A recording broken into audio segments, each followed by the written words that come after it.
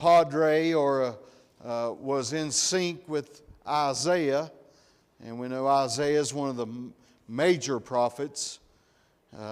They were not copycats of each other. It's just, you ever have to tell somebody something twice to get them to listen? In the Word of God, when that happens, you ought to pay attention.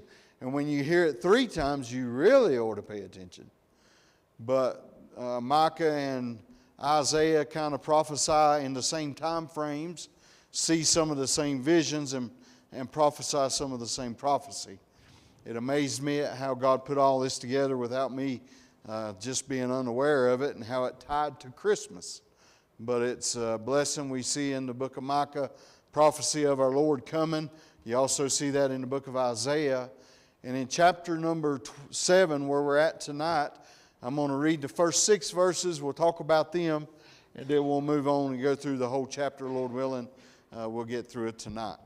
So in chapter number 7, the book of Micah, verse number 1, Micah starts off, he says, "Woe is me." Now, what does that mean exactly? How would you describe when somebody says, "Woe is me"? Anybody got a description? Look out, bad things are going to happen. What about you, Miss Deb? When some of you hear somebody say, "Woe is me," what do you think they're talking about? What's their feelings? What's going to happen? Sounds like me. Hey, that's good. I like that.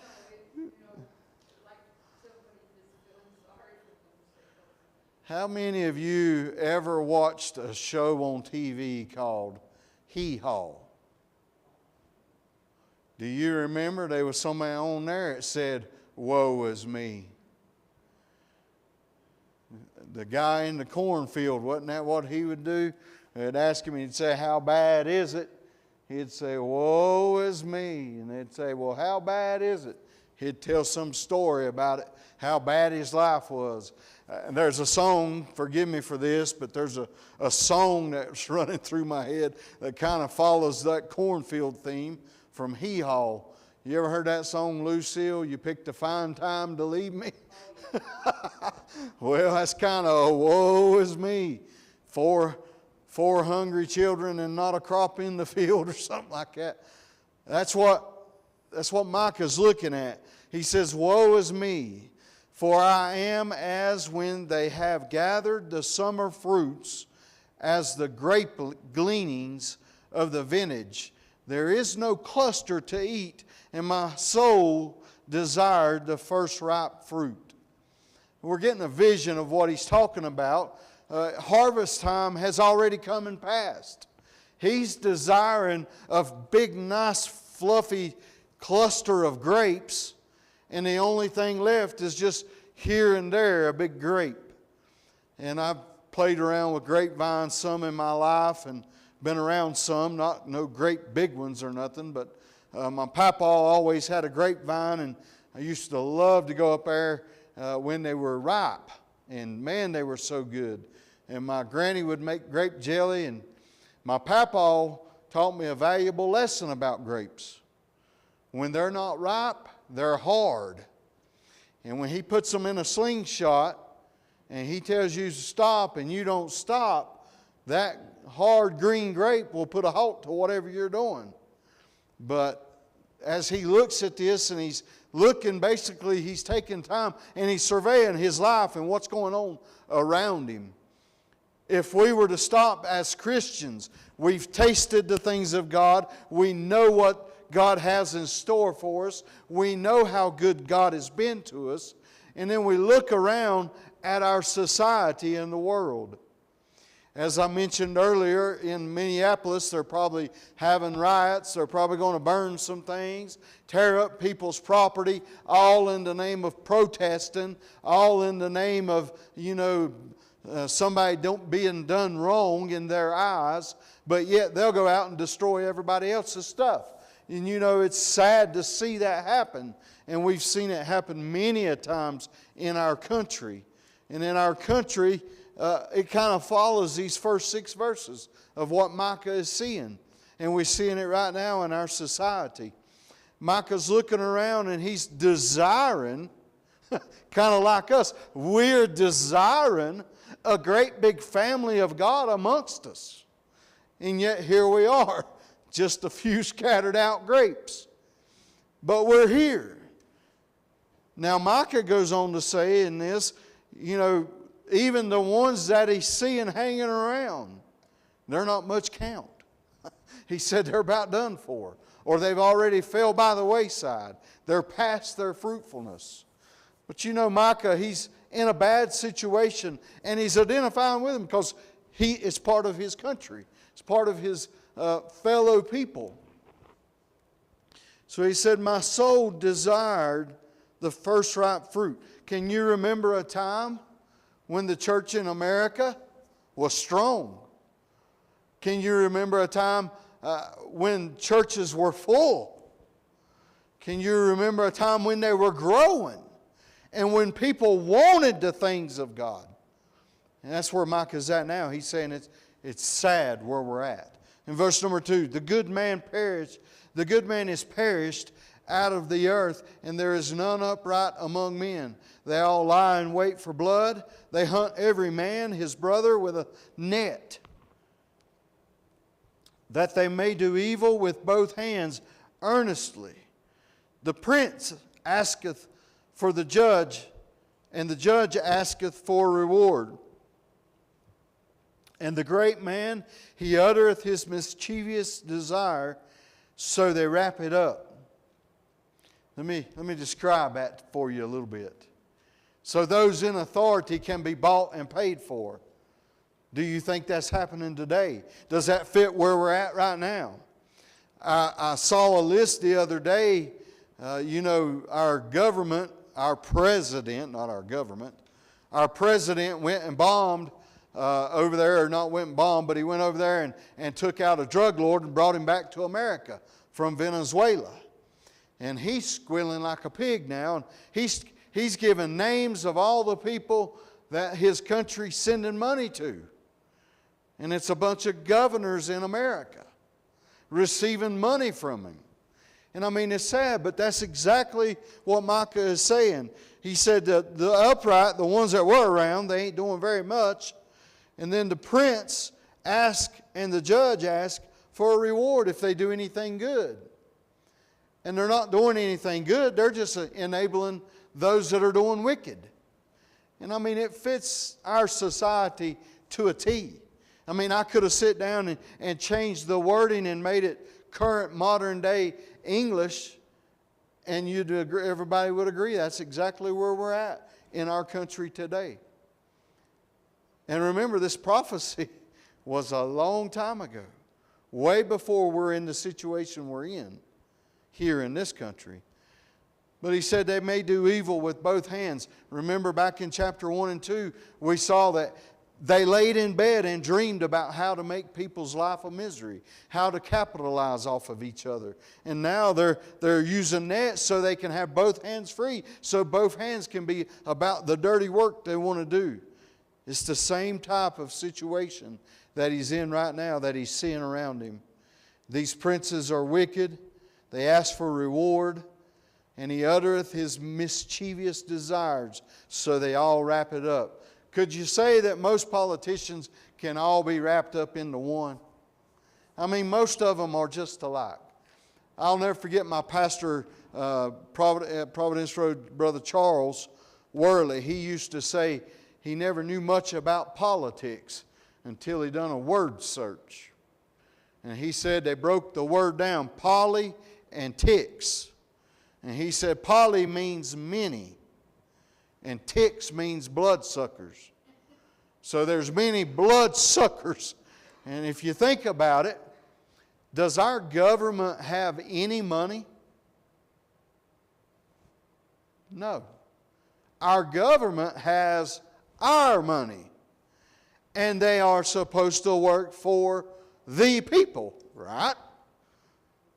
But they've wrapped this thing up so tight now, they're their own industry. Hence why you get people from other countries paying them off to get what they want. Same situation. Man, how the Word of God is so current in our modern life. Verse number 4, the best of them is a briar. Now, y'all know what briars are. I used to love to go rabbit hunting, and I bless the day that I got me some briar-proof pants, because them briars, there's several kind of briars. All of them are straight out of pit of hell, but there's some briars that we call wait a minute briars. Do y'all know what a wait a minute briar is? That's the one where you're walking through wherever, and when it grabs a hold on you, you have to stop and wait a minute, because you got to reach over here and pull it out before you can go any further. We call that a wait a minute briar, because it done got a hold of you and you ain't going nowhere. And it'll rip your flesh and it'll make you bleed. And no, that's not what I did to my hand. That was a barbed wire fence, but it's the same principle. Barbed wire is a wait a minute briar for sure. You get tangled up in that, you ain't going nowhere no time soon. But in verse 4 he said, the best of them is as a briar. The most upright is sharper than a thorn hedge. The day of thy watchman and thy visitation cometh. Now shall be their perplexity. Now it's a sad day. In verse number 5 we come to it. It says, trust ye not in a friend. Have you learned that in your life? You can't trust people. He said, put ye not confidence in a guide. Keep the doors of thy mouth from her that lieth in thy bosom. For the son dishonoreth the father. The daughter riseth up against her mother. The daughter-in-law against her mother-in-law. A man's enemies are the men of his own house. We'll stop there, and this is just the times he's living in. He's in there and he's taking a survey. I guess you could say he's sitting on his porch and looking around at the city and the town. He turns around and looks through the window of his house and he sees that he can't even trust his own household. And it's a sad day, but does it fit where we're at now? I mean, there's mothers taking and dropping their kids off in trash cans. There's kids murdering their parents. I mean, it's a sad day, but it's a real day. Now, all this is the times we're living in. And he said, woe. And like we said earlier, what does woe mean? It's despair. It's, oh my, how am I going to get through this? Oh my, there's no hope. Oh my, where did things go that you used to could count on? Where is the churches that we used to go and they would preach the truth of what God said versus what we want to hear?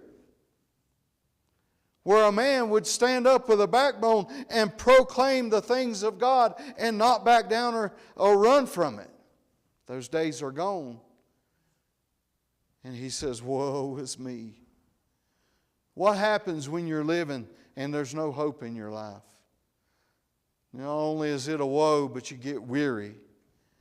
And Micah is weary. I'm weary. I look around, we've got a 15/16 of an empty building. We got enough room for 100 more people. And we're just a handful. And I'm weary about it. And I'm like, whoa, it's me, God, there ain't nobody here. What do I do? Do I quit? No, if I'm going to be one of the last grapes on the vine that was missing all the clusters, all the people I used to have fellowship with, and all the men of God that I could depend on, if I'm the only one, should I just drop off and hit the ground and forget it too? No. Micah, he's prophesying all this. He's looking around and he's seeing it. He says families can't be trusted. Men of authority can't be trusted. No one on the face of the earth can be trusted. And he's wearied. And if we'll be honest, sometimes we look at our own families and we get wearied. Is that kid ever going to get it? Is that cousin ever going to get it? This is what amazed me when I got saved. me and my wife would be in town, and we would see some of the people we went to school with. And you know, it amazed me, the people that I run around with, that I smoked dope with, chased women, and just partied and raised hell and had a good time, so we thought. You know, God stepped into my life and changed my path. And I grew up, is what I called it. I got mature and I got to realizing He loved me and He enables me to love others. And I don't think you can love until you have the love of God in your heart. But that love that He gave to me and on the cross where He hung for me made me realize He loved me when I was unlovable. And then I looked at those guys that I would run into, and they're still partying, they're still chasing women, their life's a wreck, most of them are dying, most of them's in hell, a lot of them's died and went on into hell. And you know, it's sad, and when you look around at it, it makes you weary, it makes you woeful. But should we fall by the wayside? I don't want to. And Micah, he's starting. Let's start reading in verse number 7. Remember the remnant. God's always got a remnant around. And I got a call the other day, and I was sharing this with Miss Faye. Brother Shannon Mundy, Pastor Shannon Mundy called me and just encouraging me. And what a blessing that was. See, they steal some grapes on the vine, on the cluster hanging. And he'll never know what that did for me. But let's look in verse number 7. That's what Micah's getting ready to start doing. Therefore, I will look unto the Lord. I will wait for the God of my salvation. My God will hear me. Boy, don't you love how He embraces it? That's how we should be. Hey, that's my God. Quit cussing Him. That's my God that I love. Leave Him out of this equation. You're where you're at because you chose to be here. I mean, we ought to, Micah, he says, it's my God, and I'm going to wait, and I'm going to look for Him. You know, I'm still hoping and praying that I get to hear the trumpet sound.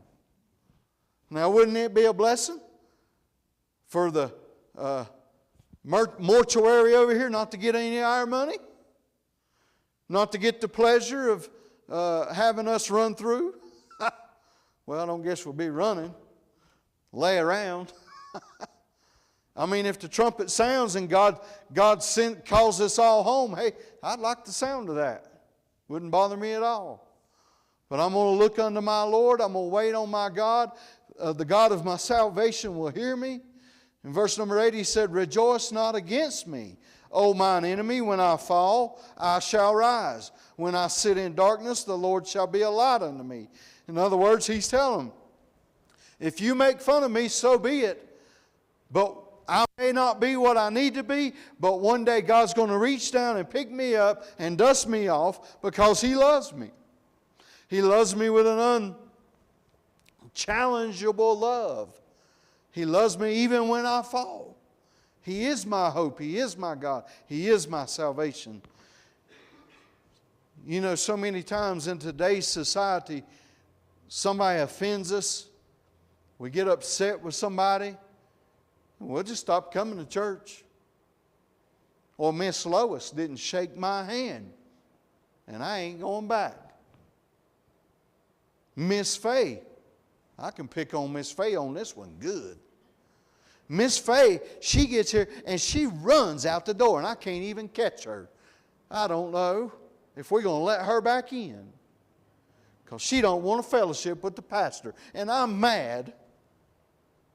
And we'll just break fellowship over that.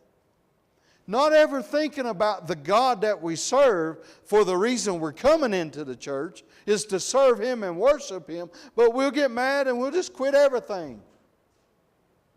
It don't last long when you do that.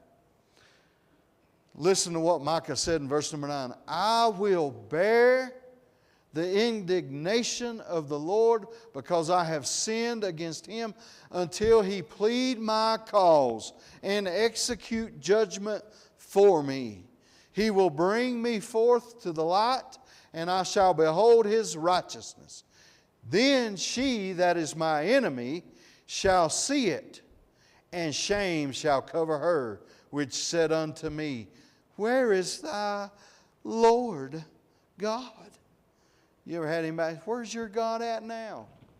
You ever had anybody say, well, if your God's this, then why did that happen? God's going to take care of that crowd. That she that is mine enemy shall see it, and shame shall cover her, which said unto me, where is the Lord thy God? Mine eyes shall behold her. Now shall she be trodden down as the mire of the streets. In the day that thy walls are to be built, in that day shall the decree be far removed. In that day also he shall come even to thee from Assyria, and from the fortified cities, and from the fortress even to the river, and from sea to sea, and from mountain to mountain. Notwithstanding, the land shall be desolate because of them that dwell therein, for the fruit of their doing. In other words, Micah's telling us, he says, hey, keep your eyes on Him. Keep your heart focused on Him. Find comfort in Him. He's where we get our comfort from. We don't get our comfort from having a big following. We don't get our comfort from having full buildings every night. We don't get our comfort for everybody running to us and shaking our hand and hugging our necks and patting us on the back and saying, "That a good boy. Oh, that's my preacher." We don't get, it shouldn't be based on whether or not somebody tells you you did a good job. I look back over ministry and I think I've had a lot of people coming to me after service and tell some of the god-awful lies ever been told.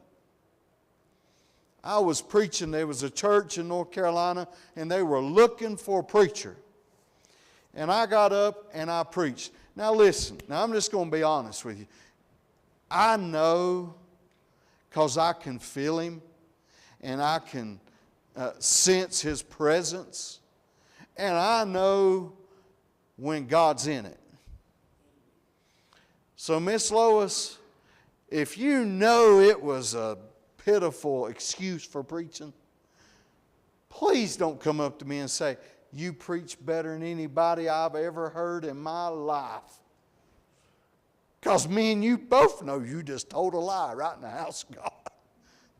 But I had a lady one time, she come up to me and she said, "Son, I just want to tell you, you preach like Billy Graham."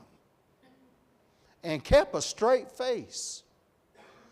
And I thought to myself, Lord, please don't miss when you send that lightning bolt. Because I know she's lying.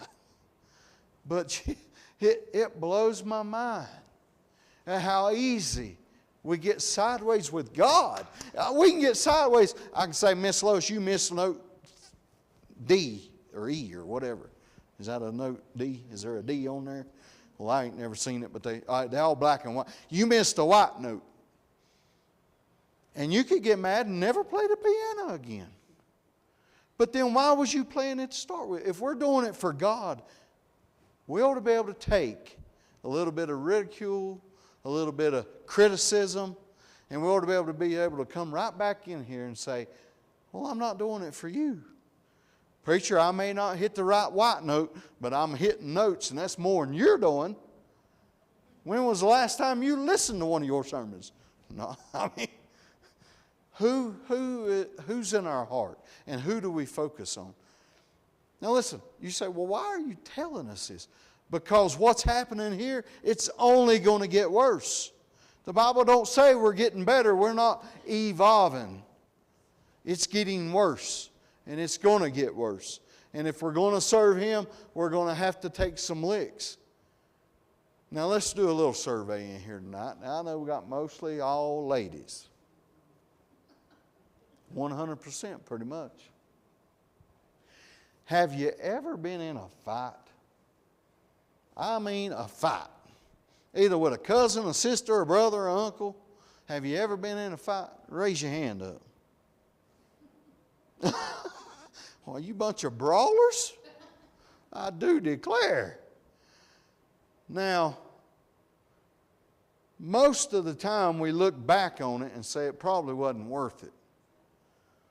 But now there's some times it's worth fighting for. It's worth the fight if you're right. And everybody's right in their own eyes, so hey, that's why we like to watch fighting. We pay to go see people fight. Let me ask you this. If you were fighting in the Lord's army, are you going to quit? And that's basically all it is. You quit. You stop. And I don't want to stop. I know that God, in the end, He wins. And I know that I am on His side, so I win. Now, I may not have ever been the best player on the team, but I'm on the right team. I don't lose. I'm going to win. Verse 14, we see the prayer that he starts offering to God. He starts off, he says, "Feed thy people with thy rod, the flock of thine heritage, which dwell solitary in the woods. In the midst of Carmel, let them feed in Bashan and Gilead, as in the days of old. According to the days of thy coming out of the land of Egypt, will I show unto him marvelous things. The nations shall see and be confounded at all their might. They shall lay their hand upon their mouth, their ears shall be deaf. They shall lick like the dust a serpent. They shall move out of their holes like worms of the earth. They shall be afraid of the Lord our God, and shall fear because of thee. Who is a God like unto thee, that pardoneth iniquity, and passeth by the transgression of the remnant of his heritage? He retaineth not his anger forever, because he delighteth in mercy." All the things that people do that are wrong. This is what is amazing about our God. And this is what amazes me about how He is with me. No matter how bad I mess up, no matter how bad I fail, I'm only one prayer away from getting His mercy. And all the stuff that was listed, that was going on, all the ridicule, all the deceitful dealings, all of that stuff, God would at an instant forgive them if they ask. But they won't ask. But that's who God is. God gives a space for everybody to repent. God gives time for people to come to Him and confess. And God gives time for them to make it right. Even the remnant that fails, I mean, you're living in the swamp. Eventually you're going to smell like the swamp. But even in that hour, God still would forgive them. All they've got to do is ask. Who is a God like unto thee, that pardoneth iniquity? You know, if somebody cuts us off on the highway, we want to chase them down and run them off in a ditch. Now let me get this a little closer to you. Now, most of y'all drive. I'm assuming you got your driver's license. How many of you have ever been going down the highway, a long straightaway, and way up the road, you see another car, it's dark, and they got their bright lights on? You with me? And you got your bright lights on. So you're seeing them, you say, well, I don't want to blind them, so you turn yours off. Y'all with me? You dim your lights, but here they are, and theirs is still bright. And you're getting closer, and you're like, well, why are they not dimming their lights? So what do? What do, Miss Lois?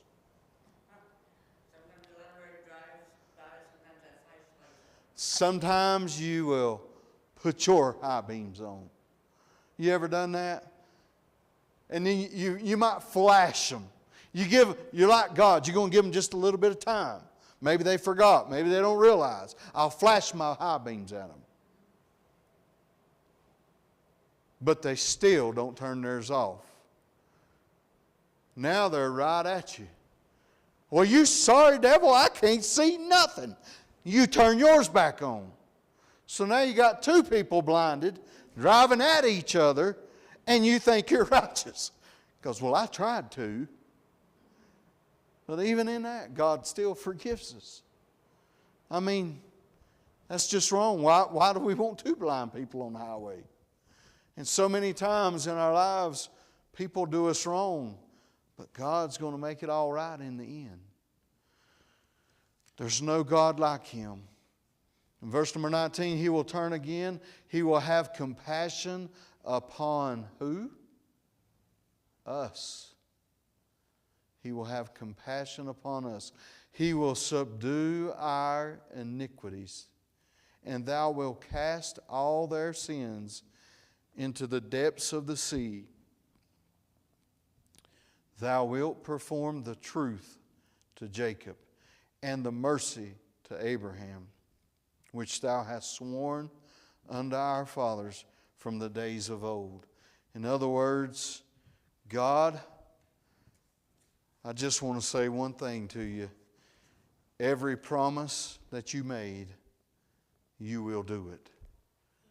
And we don't have to be concerned about it. A lot of prophecy teachers fall off in that big dark hole about, will God answer all the promises to the Jews? That's what this whole book's about, really. The book of Micah, he's talking about things that are going to happen to his people and things that are happening in the future he's not even going to be a part of. But in the end, God is not going to lie. And God's going to hold to all the promises He made them, and God will hold to all the promises He makes to us, and we don't have to fear, fret, and worry about it. We just have to trust Him. Do you realize that's so hard to do? It's just trust Him. I mean, now, I'll be honest with you. I was up most of the night last night doing some praying and worrying and fretting about stuff. I've been concerned with all the traveling going on. So I've been praying for different folks that I know that's traveling. And sometimes I may call people's names out over and over and over. And I know that don't hurt nothing. But if we do it once and we know God heard us, then why don't we trust Him? And why is it so hard when we're in a battle to trust Him? I guess as I'm getting older, I'm starting to realize He's trustworthy. I mean, when you take off from North Carolina in a 2003 Chevrolet truck with a check engine light on, and with a wife driving a big old huge truck with a trailer behind it that's never drove nothing big in her life, and you head out in the snow and come west, you learn you can trust Him. Now, I looked in the mirror several times and said many prayers down the road. Please don't let her run over us, Lord. Lord, she's awful close. Lord, I hope they're awake back there. But if God calls you to it, He'll see you through it. And we can trust Him. And Micah, as he looked around and he surveyed where he was at, he saw the visions God gave him, and he probably didn't understand some of it, but his main thing throughout the whole book was, you can trust Him. And can I tell you tonight, you can trust Him. He is trustworthy. And I hope and pray that as the older I get, the more I lean on Him, and the more I trust Him, and the more that I can let people see with my life, you can trust Him. You can trust Him to use you to do a great work. You can trust Him to use you to do a small work. But you can trust Him no matter what the work is, He'll see you through it. Anybody got any comments tonight? That's all of the book of Micah, and I appreciate your good attention.